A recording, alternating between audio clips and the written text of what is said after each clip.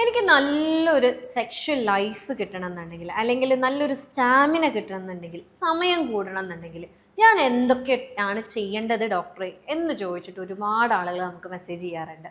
അതേപോലെ പറയുന്ന ഒരു കാര്യമാണ്, എനിക്ക് നല്ല രീതിയിൽ എൻ്റെ വൈഫിനെ തൃപ്തിപ്പെടുത്തണം എന്നുണ്ടെങ്കിൽ അല്ലെങ്കിൽ നല്ല രീതിയിൽ എനിക്ക് ചില സമയത്ത് തോന്നുകയാണ് എൻ്റെ ഉദാഹരണം കറക്റ്റ് അല്ലേ, അല്ലെങ്കിൽ സ്ട്രെങ്ത് അങ്ങോട്ട് പോരാ, അല്ലെങ്കിൽ ഞാൻ ആഗ്രഹിക്കുന്ന രീതിക്ക് ഇങ്ങോട്ട് ടൈം ഉണ്ട് പക്ഷേ കുറച്ചും കൂടെ ഇത്തിരിയും കൂടെ ഒന്ന് ലെവലായിരുന്നെങ്കിൽ ഒന്നുകൂടെ ബെറ്റർ ആയിരുന്നേനെ എന്ന് പറഞ്ഞു വരുന്ന ഒരുപാട് ആളുകളുണ്ട്.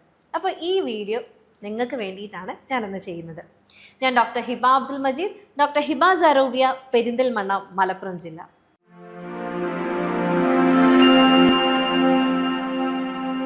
അപ്പോൾ ബെഡ്റൂമിൽ കയറുന്നതിന് മുന്നേ നിങ്ങൾ എന്തൊക്കെയാണ് ചെയ്യേണ്ടത്, എന്തൊക്കെ ചെയ്താലാണ് നിങ്ങളുടെ സെക്സ് ലൈഫിനെ അടിപൊളിയാക്കാൻ പറ്റുക എന്നുള്ളതാണ് നമ്മൾ ബേസിക് ആയിട്ട് നോക്കുന്നത്. അപ്പോൾ അതിൽ 4 കാര്യങ്ങളാണ് നിർബന്ധമായിട്ടും നിങ്ങൾ ചെയ്യുന്നുണ്ട് എന്ന് ഉറപ്പ് വരുത്തേണ്ടത്. അതിൽ പ്രധാനമായിട്ടും ഒന്നാമത്തെ കാര്യം എന്ന് പറയുന്നത് മൈൻഡ് റിലാക്സേഷനാണ്.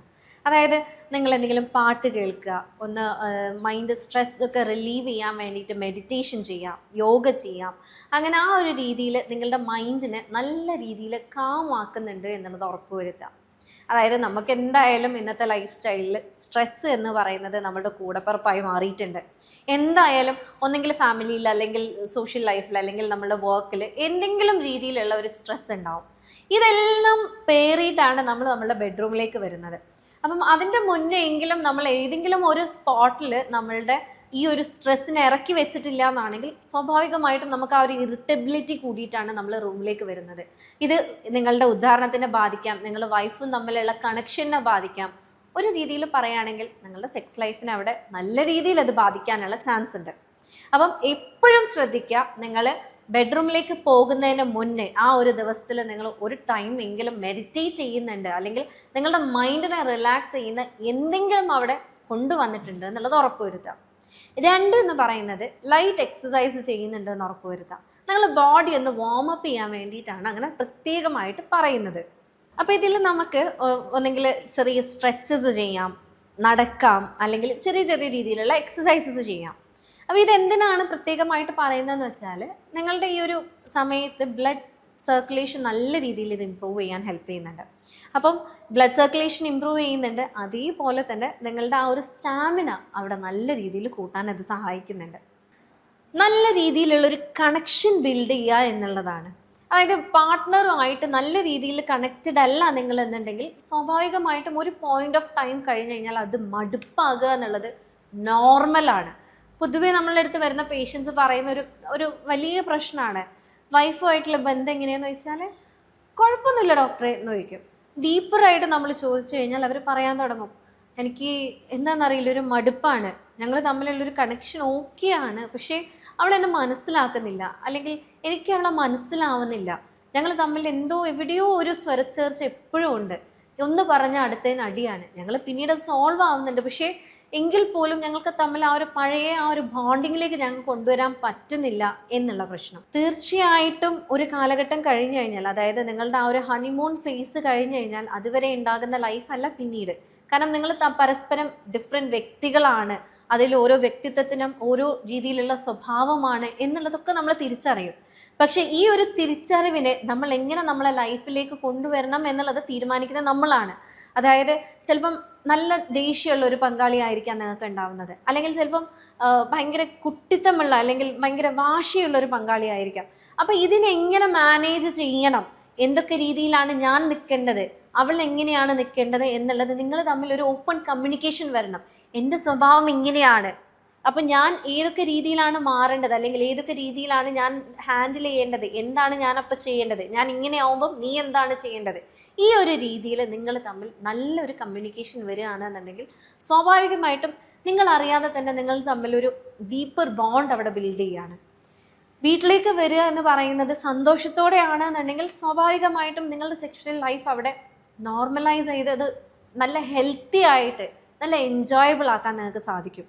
അതല്ല വീട്ടിലേക്കോ ഇനിയിപ്പോൾ എനിക്ക് വീട്ടിലേക്ക് ചെല്ലണമല്ലോ എന്നുള്ള ആ ഒരു രീതിയിലാണ് നിങ്ങളെ ലൈഫ് എന്നുണ്ടെങ്കിൽ നിങ്ങൾ ഹൈ ടൈം ആയിട്ടുണ്ട് നിങ്ങളുടെ വൈഫുമായിട്ടുള്ള അല്ലെങ്കിൽ നിങ്ങളുടെ ഫാമിലി ആയിട്ടുള്ള അല്ലെങ്കിൽ നിങ്ങളുടെ ഫാമിലി ആയിട്ടുള്ള ആ ഒരു പ്രശ്നം അവിടെ സോൾവ് ചെയ്യുക. അല്ലെങ്കിൽ സോൾവ് ചെയ്യാൻ പറ്റാത്തൊരു പ്രശ്നമാണെന്നുണ്ടെങ്കിൽ അതിനെ ആക്സെപ്റ്റ് ചെയ്യാൻ പറ്റുന്ന ഒരു രീതിയിലേക്ക് നിങ്ങൾ കൊണ്ടുവരിക എന്നുള്ളത്. ഇത് സ്വാഭാവികമായിട്ടും നിങ്ങൾ തമ്മിലുള്ള ആ ഒരു ബോണ്ട് ക്രിയേറ്റ് ചെയ്യാനും നിങ്ങൾക്ക് ഒരു അടിപൊളി സെക്ഷൽ ലൈഫിലേക്ക് എത്തിക്കാനും സഹായിക്കും. അപ്പോൾ മേലെ പറഞ്ഞ 4 കാര്യങ്ങൾ നിങ്ങൾ നിർബന്ധമായിട്ടും നോക്കുന്നുണ്ട് എന്നുണ്ടെങ്കിൽ ഒരു പരിധി വരെ നിങ്ങളുടെ പ്രശ്നങ്ങൾ നിങ്ങൾക്ക് തന്നെ സോൾവ് ചെയ്യാൻ പറ്റും. അല്ലെങ്കിൽ ഈ പറയുന്ന ഉദാഹരണക്കുറവ് നിങ്ങൾക്ക് നിങ്ങളുടെ ലൈഫിൽ നിന്ന് ഇല്ലാണ്ടാക്കാനും സമയക്കുറവിനെ ഒരു പരിധി വരെ മാനേജ് ചെയ്യാനും ഇത് ഹെൽപ്പ് ചെയ്യും. അപ്പോൾ ചില ആളുകൾ പറയാറുണ്ട് സമയം കൂട്ടാൻ വേറെ എന്തെങ്കിലും മാർഗങ്ങളുണ്ടോ എന്നുള്ളത്. അപ്പോൾ ഈ ഒരു സമയക്കുറവ് എന്ന് പറയുന്ന പ്രശ്നം ശരിക്കും എങ്ങനെയാണ് വരുന്നത് എന്നുള്ളത് നോക്കിയിട്ടുണ്ടോ? അതിൽ ഒരു പ്രധാന ഭാഗം എന്ന് പറയുന്നത് ആങ്സൈറ്റിയാണ്. അയ്യോ എനിക്ക് ഇനി പറ്റില്ലേ. അപ്പോൾ ചില ആളുകൾ വന്ന് പറയാറുണ്ട്, കല്യാണം കഴിയാത്ത ആളുകൾ വന്ന് പറയാറുണ്ട്, അതായത് കല്യാണത്തിന് മുന്നേ അല്ലെങ്കിൽ ഇപ്പോൾ എനിക്ക് നല്ല രീതിയിൽ ഞാൻ മാസ്റ്റുബേറ്റ് ചെയ്യുമായിരുന്നു, എനിക്കറിയാം മാസ്റ്റുബേഷൻ എൻ്റെ സമയം കുറയ്ക്കാനുള്ള സാധ്യതകൾ കൂടുതലാണ്, പക്ഷേ ഇത് ഇനി എൻ്റെ ലൈഫിനെ ബാധിക്കുമോ, ഞാൻ എന്താ ചെയ്യേണ്ടതെന്ന് എനിക്ക് ഒരു ഐഡിയ ഇല്ല, ഞാൻ ഇനി എന്ത് ചെയ്ത് കഴിഞ്ഞാലാണ് ഇത് നിൽക്കുക, എന്താണ് ഞാൻ ആക്കേണ്ടതെന്ന് പറഞ്ഞിട്ട് മെഡിസിന് ചോദിച്ചിട്ട് വരാറുണ്ട്. ഞാൻ പലപ്പോഴും പറയാറുള്ളത്, നിങ്ങൾ ആദ്യം കല്യാണം കഴിക്കൂ. നിങ്ങൾ കല്യാണം കഴിച്ച് നിങ്ങൾ ആ ഒരു ബന്ധത്തിലേക്ക് ഏർപ്പെടും. നിങ്ങളൊരു നോർമൽ സെക്ഷൽ ലൈഫിലേക്ക് വന്നു കഴിഞ്ഞിട്ട് നിങ്ങൾ ഇതിനെക്കുറിച്ച് ആലോചിച്ചാൽ മതി. കാരണം പൊതുവിലെ ഇതൊരു ടെൻഷനാണ്. ഈ ഒരു ടെൻഷൻ, ഈ ഒരു ആങ്സൈറ്റി അവിടെ നിൽക്കുന്നതുകൊണ്ട് സ്വാഭാവികമായിട്ടും പല ആളുകളിലും ഇത് പെട്ടെന്നുള്ള ആ ഒരു സമയക്കുറവിലേക്ക് എത്താറുണ്ട്. അതായത് നിങ്ങൾ ഒരു ബേസിക് ആയിട്ടുള്ളൊരു കാര്യം ഓർത്ത് വെക്കേണ്ടത് എന്താണെന്ന് വെച്ചാൽ, ഒരുപാട് കാലം കഴിഞ്ഞിട്ടാണ് നിങ്ങൾ സെക്സിൽ ഏർപ്പെടുന്നതെന്നുണ്ടെങ്കിൽ, അല്ലെങ്കിൽ ആദ്യമായിട്ടാണ് സെക്സിൽ ഏർപ്പെടുന്നതെന്നുണ്ടെങ്കിൽ പെട്ടെന്ന് പോകുക എന്നുള്ളത് വളരെ നോർമലാണ്. കാരണം നിങ്ങൾ ആ ടൈമിൽ ഓവർ സ്റ്റിമുലേറ്റഡ് ആയിട്ട്, അല്ലെങ്കിൽ ഇതിനെക്കുറിച്ച് അത്രയും ആഗ്രഹിച്ച് നിങ്ങളുടെ ബോഡി തന്നെ അത്രയും ആക്രാന്തം എന്നൊക്കെ പറയും നമ്മൾ, അതായത് അത്രയും ആഗ്രഹത്തിലാണ് നിങ്ങൾ അവിടെ നിൽക്കുന്നത്. അപ്പം സ്വാഭാവികമായിട്ടും ഈ ഒരു സെൻസിറ്റിവിറ്റി ഭയങ്കര കൂടുതലായിരിക്കും. നിങ്ങൾക്ക് പെട്ടെന്ന് പോകാനുള്ള ചാൻസസ് കൂടുതലാണ്. അത് നോർമലാണ്. അതിൽ നിങ്ങൾ വറീഡ് ആവേണ്ട ഒരു ആവശ്യമില്ല. പക്ഷേ ഇത് ഈ ഒരു വറീനെസ് നിങ്ങൾ ഇതിപ്പോൾ ഒരിക്കൽ പോയി, അപ്പോൾ പിന്നെയും അയ്യോ ഇനി അടുത്ത തവണ ഇത് പെട്ടെന്ന് പോവോ എന്നുള്ള ആ ഒരു കോൺസ്റ്റൻറ്റ് ആങ്സൈറ്റി നിങ്ങളെ പിന്നാലെ ഉണ്ടെന്നുണ്ടെങ്കിൽ എന്തായാലും ഇതവിടെ പെട്ടെന്ന് എന്തായാലും ഇത് പെട്ടെന്ന് അവസാനിക്കാനുള്ള ചാൻസസ് കൂടുതലാണ്. അപ്പോൾ അതേപോലെ തന്നെ പറയാനുള്ളത് ഈ ഓവർ സെൻസിറ്റിവിറ്റീൻ്റെ കാര്യമാണ്. അതായത് ചില ആളുകൾ പറയാറുണ്ട്, കോണ്ടം ഇട്ട് കഴിഞ്ഞാൽ എനിക്ക് കുഴപ്പമില്ല, പക്ഷെ കോണ്ടം ഇടാതെ ഇരുന്ന് കഴിഞ്ഞാൽ എനിക്ക് പെട്ടെന്ന്, അതായത് ആ യോനിക്കകത്ത് പ്രവേശിക്കുന്നതോടുകൂടെ തന്നെ എൻ്റെ സ്ഖലനം പോയിട്ടുണ്ടാവും എന്നുള്ളത്. അപ്പോൾ അവിടെ ഒരു ഹൈപ്പർ സെൻസിറ്റിവിറ്റീൻ്റെ ഒരു പ്രശ്നമാണ് അവരോട് ഫേസ് ചെയ്യുന്നത്. അതേപോലെ ചില ആളുകളിൽ ഹോർമോണൽ ഇഷ്യൂസ് ആയിട്ട് ഉണ്ടാവാറുണ്ട്. അതായത് തൈറോയിഡ് കൂടുതലുള്ള ആളുകൾ, അല്ലെങ്കിൽ നിങ്ങൾക്ക് പ്രോസ്ട്രേറ്റ് കൂടുതൽ എൻലാർജ് ആയിട്ടുള്ള, അല്ലെങ്കിൽ പ്രോസ്ട്രേറ്റോമെഗാലി എന്ന് പറയുന്ന BPH നിങ്ങൾ കേട്ടിട്ടുണ്ടാവും. അതായത് പ്രോസ്ട്രേറ്റ് ഗ്രന്ഥിയുടെ വീക്കാണ് എന്ന് പറഞ്ഞിട്ട് പല ആളുകളും വരാറുണ്ട്. അപ്പം ഇങ്ങനത്തെ കേസസിലൊക്കെ നമ്മൾ ഇത് കണ്ടുവരാറുണ്ട്, ഈ ഒരു സമയക്കുറവിൻ്റെ ഇഷ്യൂസ് കണ്ടുവരാറുണ്ട്. അതേപോലെ തന്നെ നിങ്ങൾക്ക് വേറെ എന്തെങ്കിലും ശീലങ്ങളുണ്ടെങ്കിലും ഈ ഒരു പ്രശ്നം ഉണ്ടാവാറുണ്ട്. അതായത് നിങ്ങൾ പുകവലിക്കാറുണ്ട്, നല്ല രീതിയിൽ മദ്യപിക്കാറുണ്ട്, ഡ്രഗ്സ് യൂസ് ചെയ്യാറുണ്ട്. ഇതൊക്കെ ഓവർ രീതിയിൽ വരുമ്പം ഈ ഒരു പ്രശ്നം അവിടെ കണ്ടുവരാറുണ്ട്.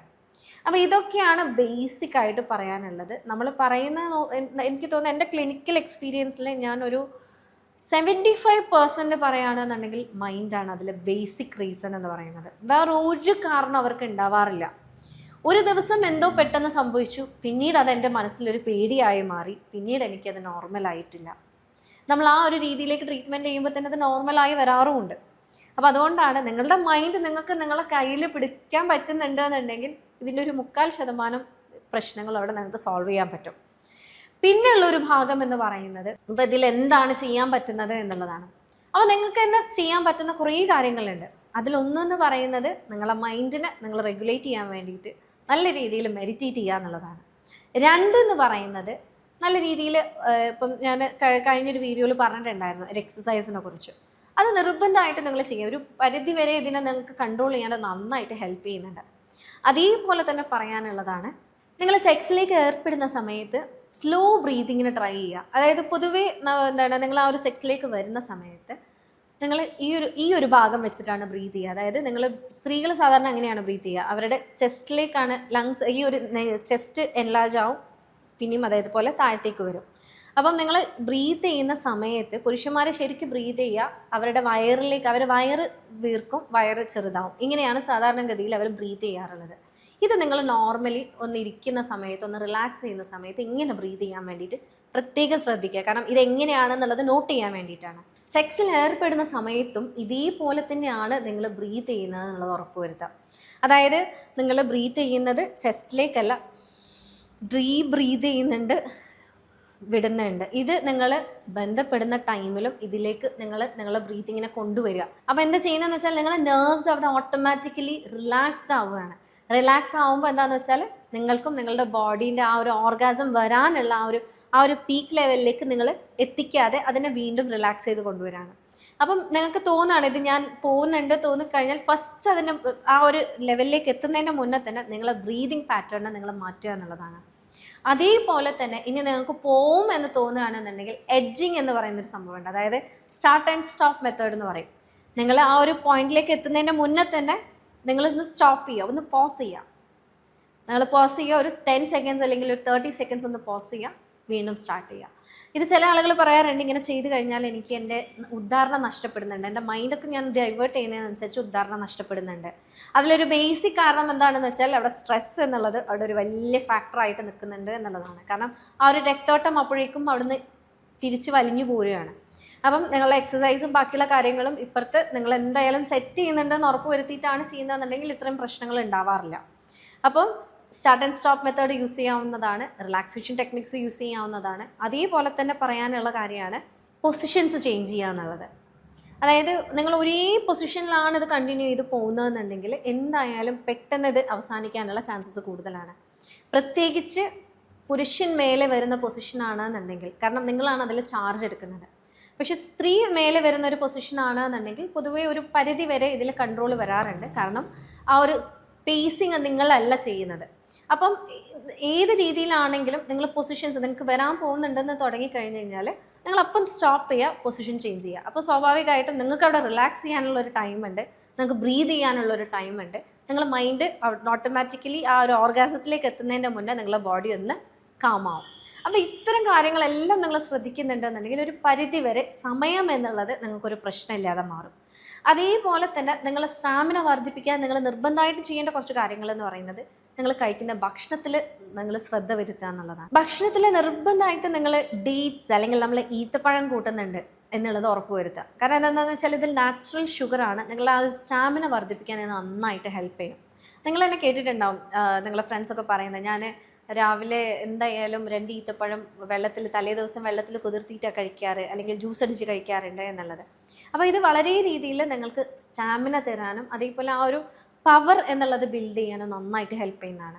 അതേപോലെ രണ്ടാമത്തെ ഒരു കാര്യം എന്ന് പറയുന്നത് വാട്ടർമെലനാണ്. നമ്മളുടെ തണ്ണീർമത്തൻ, വത്തക്ക എന്നൊക്കെ പറയുന്ന സാധനം. അതിൽ സിട്രലിൻ എന്ന് പറയുന്ന കണ്ടൻറ്റ് ശരിക്കും പഠനങ്ങൾ പറയുന്നത് ഈ പറയുന്ന എറൗസൽ മെഡിസിൻസ് ഉണ്ടല്ലോ, അതായത് നമ്മളുടെ വയഗ്ര പോലെയുള്ള മരുന്നിനെ പോലെ തന്നെ എഫക്റ്റീവ് ആയിട്ടുള്ള ഒരു സംഭവമാണ് വാട്ടർമെലൺ എന്നുള്ളതാണ്. അപ്പം നിങ്ങളുടെ ഡയറ്റിൽ എപ്പോഴെങ്കിലുമൊക്കെ ആയിട്ട് നിങ്ങൾ വാട്ടർമെലൺ ഇൻക്ലൂഡ് ചെയ്യുന്നുണ്ട് എന്നുള്ളത് ഉറപ്പ് വരുത്താം. അതേപോലെ മൂന്നാമത്തെന്ന് പറയുന്നത് എഗ്ഗാണ്, നമ്മളുടെ മുട്ട. മുട്ടയിൽ എന്താണെന്ന് വെച്ചാൽ ഒരുപാട് ആൻറ്റി ഓക്സിഡൻസും ഉണ്ട്. അതേപോലെ തന്നെ വൈറ്റമിൻ B6 വളരെ റിച്ച് ആയിട്ടുള്ള ഒന്നാണ്. അതുകൊണ്ട് തന്നെ നിങ്ങളുടെ സ്റ്റാമിന വർദ്ധിപ്പിക്കാനും അതേപോലെ നിങ്ങളുടെ ശരീരത്തിലെ ഒരു ഹോർമോണൽ ബാലൻസ് നിലനിർത്താനും ഇത് നന്നായിട്ട് ഹെൽപ്പ് ചെയ്യുന്നുണ്ട്.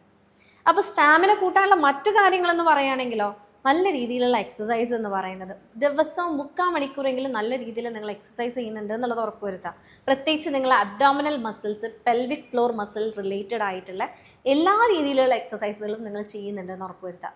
കാരണം എന്താണെന്ന് വെച്ചാൽ അബ്ഡോമിനൽ മസിൽസിൽ എന്താ അതിൽ കാര്യം എന്ന് ചോദിക്കുകയാണെന്നുണ്ടെങ്കിൽ ഒരു പരിധി വരെ ഈ ഒരു ഭാഗത്തുള്ള മസിലിനെ നിങ്ങൾക്ക് ട്രെയിൻ ചെയ്യാൻ ഇത് ഹെൽപ്പ് ചെയ്യും. അതായത് നമുക്ക് തന്നെ നിർബന്ധമായിട്ട് ഉദാഹരണം വേണമെന്ന് തോന്നുന്ന സമയത്ത് നിങ്ങൾക്ക് അതിനെ ഉദ്ധരിപ്പിക്കാനുള്ള ഒരു പരിധി വരെ കഴിവ് നിങ്ങൾക്ക് അതിൽ കിട്ടും. അതേപോലെ തന്നെ പിന്നെ പറയാനുള്ളതാണ് ഫുഡ്. നമ്മൾ നേരത്തെ പറഞ്ഞ പോലെ നല്ല രീതിയിൽ മെയിൻറ്റെയിൻ ചെയ്യുക. എന്തെങ്കിലും ദുശീലങ്ങൾ ഉണ്ടെന്നുണ്ടെങ്കിൽ അതിനെ മിതപ്പെടുത്തി അതിനെ കുറച്ച് കൊണ്ടുവരിക, പറ്റുകയാണെങ്കിൽ നിർത്തുക. അതേപോലെ നല്ല രീതിയിൽ ഉറങ്ങുക. നമ്മളെടുത്ത് വന്നിട്ടുള്ള എനിക്ക് തോന്നുന്ന ഒരു 25 to 30% ആളുകളിലും ഉറക്കം എന്നുള്ളത് വളരെ വലിയൊരു ഫാക്ടറായിട്ട് പലപ്പോഴും നൈറ്റ് ഡ്യൂട്ടി മാത്രം ചെയ്യുന്ന ആളുകളിലൊക്കെ ഇത് നല്ല രീതിയിൽ നമ്മൾ കണ്ടിട്ടുണ്ട്. അപ്പോൾ എന്താണ് രാത്രിയുടെ ഉറക്കം? രാത്രി ഉറങ്ങിയില്ലെങ്കിൽ ഞാൻ പകൽ ഉറങ്ങുന്നുണ്ടല്ലോ എന്ന് പറയുന്ന ആളുകളുണ്ട്. അതിലെ പ്രശ്നം എന്താണെന്ന് വെച്ചാൽ രാത്രി ഈ ഒരു ടൈമിലാണ് നിങ്ങൾക്ക് ടെസ്റ്റോസ്റ്ററോൺ നല്ല രീതിയിൽ നിങ്ങളുടെ ബോഡി പ്രൊഡ്യൂസ് ചെയ്യുന്നത്. പലപ്പോഴും നിങ്ങൾ ശ്രദ്ധിച്ചിട്ടുണ്ടാവും ഈ ഒരു ഉദാഹരണമൊക്കെ രാവിലെ ഉണ്ടാവുന്ന അതിൻ്റെ ഒരു ബേസിക് കാരണം എന്ന് പറയുന്നത് നിങ്ങളുടെ ശരീരത്തിൽ ആ ടൈമിലാണ് ടെസ്റ്റോസ്ട്രോൺ ഏറ്റവും ഹൈ ആയിട്ടുണ്ടാവുന്നത്. അപ്പം ഈ ഒരു ടെസ്റ്റോസ്ട്രോണിൻ്റെ കറക്റ്റ് പ്രൊഡക്ഷൻ ഉണ്ടാകണമെന്നുണ്ടെങ്കിൽ നിങ്ങൾ കറക്റ്റ് ടൈമിൽ ഉറങ്ങുന്നുണ്ട് എന്നുള്ളത് ഉറപ്പ് വരുത്തുക.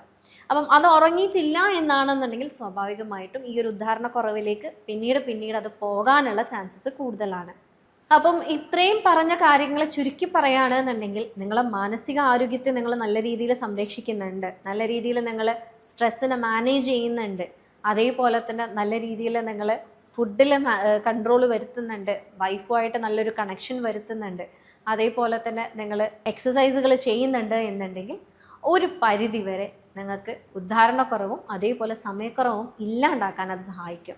ഇതൊക്കെ ചെയ്തിട്ട് നിങ്ങൾക്കൊരു മാറ്റമില്ല, എനിക്കിനി എന്താണ് ചെയ്യേണ്ടതെന്ന് അറിയാത്തൊരു സാഹചര്യത്തിലാണ് നിങ്ങൾ നിൽക്കുന്നതെന്നുണ്ടെങ്കിൽ നിങ്ങൾക്ക് ധൈര്യപൂർവ്വം എന്നെ കോൺടാക്ട് ചെയ്യാവുന്നതാണ്. ഞാൻ ഡോക്ടർ ഹിബ അബ്ദുൽ മജീദ്, ഡോക്ടർ ഹിബ